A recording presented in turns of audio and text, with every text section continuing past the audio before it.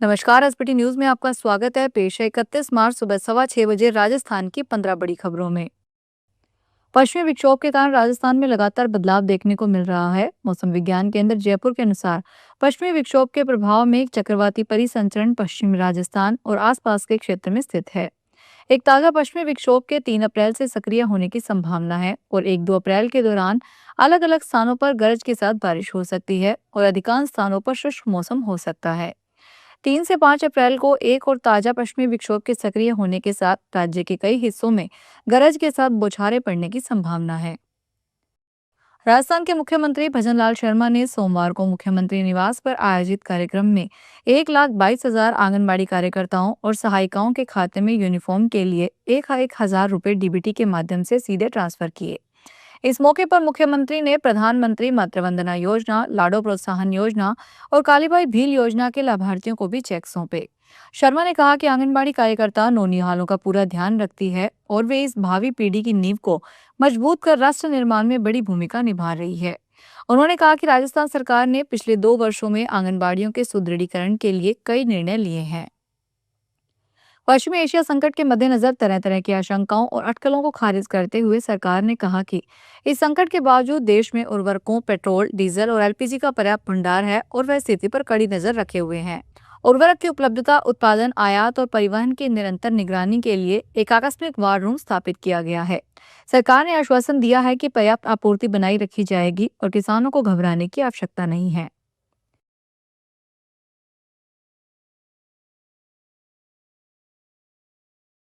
राजस्थान मूल के आईपीएस अफसर कृष्ण कुमार बिश्नोई और बरेली एसपी अंशिका वर्मा जोधपुर में 1 रुपए शगुन में शादी के बंधन में बंध गए। पूरी रात चली रस्मों के बाद सोमवार दोपहर करीब 2:30 बजे अजीत भवन से अंशिका की विदाई हुई, जहां वह मां और बहन के गले लगकर रो पड़ी।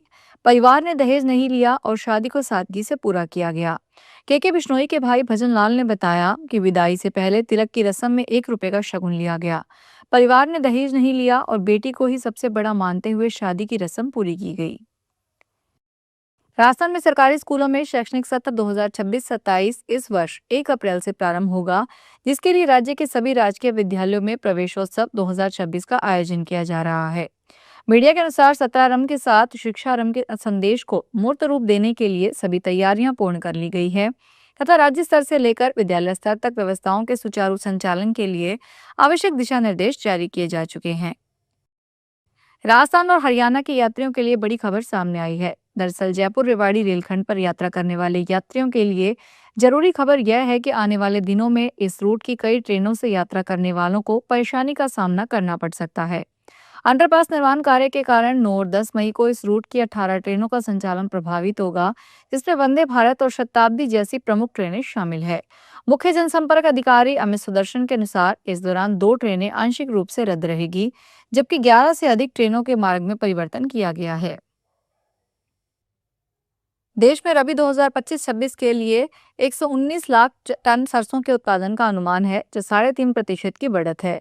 Solvent extractors association of India ने रबी 2025-26 सीजन के लिए सरसों की फसल का पहला उत्पादन अनुमान जारी किया और सोमवार को यहां एससीए के अध्यक्ष संजीव अस्थाना ने संवाददाता सम्मेलन में इस बारे में जानकारी देते हुए बताया कि इस अनुमान के अनुसार अखिल भारतीय स्तर पर सरसों की बुआई का रकबा बढ़कर 93 लाख हेक्टेयर हो गया, जबकि वर्ष 2024-25 में यह 92 लाख हेक्टेयर था।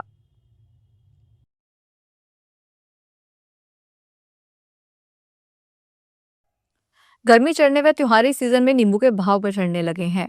पिछले एक पखवाड़े में नींबू के दाम 3 गुना बढ़ गए हैं। स्थिति यह है कि जिले में नींबू के भाव अनार, अंगूर और नारंगी से भी ज्यादा हो गए हैं। सवाई माधोपुर बजरिया सब्जी मंडी में इन दिनों 200 रुपए किलो की दर से नींबू बिक रहा है। उधर गर्मी के कारण नींबू की मांग बढ़ गई है और वर्तमान में बाहर शहरों से नींबू मंगवाया जा रहा है। बजरिया सब्जी मंडी में फल विक्रेता लखन ने बताया कि इन दिनों सेब, अंगूर व अनार से भी महंगा नींबू बिक रहा है। इन दिनों अंगूर 100 रुपए किलो, अनार 160 व नारंगी 100 रुपए प्रति किलो के भाव से बिक रहे हैं, जबकि नींबू के खुदरा भाव 200 रुपए किलो न हो गए हैं। जयपुर नगर निगम ने यूडी टैक्स जमा नहीं करवाने पर शहर के 2 बड़े होटल ग्रुप पर कार्रवाई की। 2 घंटे बाद होटल मैनेजमेंट ने बकाया यूडी टैक्स जमा करवा दिया। इस पर निगम ने सील की संपत्तियों को खोल दिया। मालवीय नगर जोन एरिया में सोमवार को रेवेन्यू टीम ने जवाहर सर्कल के पास होटल मैरियट पर कार्रवाई की। ग्रुप का 5 करोड़ 97 लाख रुपए का टैक्स बकाया होने पर सुबह होटल के बाहर बने लग्जरी कार शोरूम और एक रेस्टोरेंट पर कुर्की करते हुए उनको सील कर दिया गया। इस तरह टीम ने राजा पार्क स्थित होटल रमाडा पर भी कार्रवाई की। इस ग्रुप पर 1 करोड़ 36 लाख रुपए का यूडी टैक्स बकाया चल रहा था। लगातार जागरूकता के प्रयासों के बावजूद लोग साइबर ठगों के जाल में फंस रहे हैं। ताजा मामले में बारां के नाहरगढ़ सामुदायिक स्वास्थ्य केंद्र के अंतर्गत आने वाले स्वास्थ्य केंद्र खेडली, बादीपुरा और सिमलोद की महिला एएनएम साइबर ठगी का शिकार हो गई। ठगों ने सरकारी अधिकारी बनकर तीनों से करीब 2 लाख रुपए ठग लिए। जानकारी के अनुसार एक अज्ञात व्यक्ति ने स्वयं को तहसीलदार बताकर कॉल किया और एएनएम को विश्वास में लिया।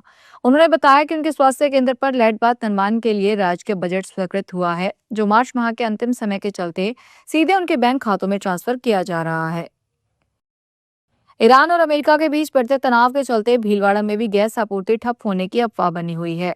सोशल मीडिया पर भी भ्रामक पोस्टों ने गैस एजेंसी संचालकों और प्रशासन की मशक्कत बढ़ा दी है। पुलिस ने सोशल मीडिया पर एलपीजी गैस के संकट को लेकर भ्रामक पोस्ट करने पर 8 जनों की गिरफ्तारी की। वहीं संचालकों ने भी उपभोक्ताओं को परिजनों से ओटीपी शेयर करने और घर में खाली सिलेंडर रखने की अपील की है।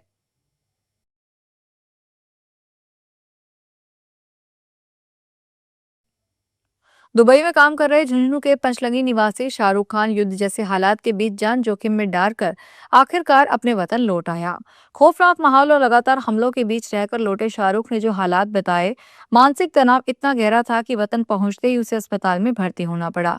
अब उसकी हालत में सुधार बताया जा रहा है। शाहरुख 1 साल से दुबई के सोनापुर क्षेत्र में गैस पाइपलाइन परियोजना में कार्यरत था। ब्यावर में रसद विभाग ने एलपीजी गैस सिलेंडर के दुरुपयोग, अवैध रिफिलिंग, भंडारण और कालाबाजारी के खिलाफ बड़ी कार्रवाई की है।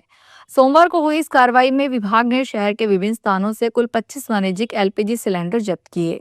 यह कार्रवाई खाद्य एवं नागरिक आपूर्ति विभाग के निर्देशों तथा जिला कलेक्टर कमल राम मीना के आदेशानुसार चलाए जा रहे अभियान के तहत की गई। रसद विभाग ने स्पष्ट किया है कि गैस सिलेंडरों के दुरुपयोग के खिलाफ यह अभियान लगातार जारी रहेगा। कोटा के रामगंज मंडी क्षेत्र के खान कुंभलकोट गांव में बिजली का तार टूटकर गिर गया। काफी देर तक केबल से चिंगारी निकलती रही। वहीं अमरपुर चौराहे पर स्थित ट्रांसफार्मर में अचानक भीषण आग लग गई। ट्रांसफार्मर से निकल रहे ऑयल ने भी आग पकड़ ली।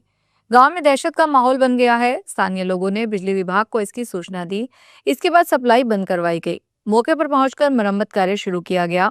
घटना दोपहर 3 बजे के आसपास की है। गनीमत रही कि कोई जनहानि नहीं हुई। पंचकुला से लापता हुई 16 वर्षीय किशोरी को पुलिस ने राजस्थान के जयपुर से सुरक्षित बरामद कर लिया है। सेक्टर 10 पुलिस चौकी की टीम ने तकनीकी जांच और फील्ड इंटेलिजेंस की मदद से इस गुत्थी को सुलझाते हुए किशोरी को वापस लाकर उनके परिजनों के चेहरे पर मुस्कान लौटाई है। जानकारी के अनुसार किशोरी का अपने माता पिता के साथ किसी बात को लेकर झगड़ा हो गया था, जिसके बाद वे बीते 12 मार्च को बिना बताए घर से चली गई थी। तो ये थी राजस्थान की 15 बड़ी खबरें। अगर आपको हमारा बुलेटिन पसंद आया हो तो वीडियो को लाइक करें, अपने दोस्तों से शेयर करें और चैनल को सब्सक्राइब करना ना भूलें। फिर मिलेंगे नई खबरों के साथ। धन्यवाद।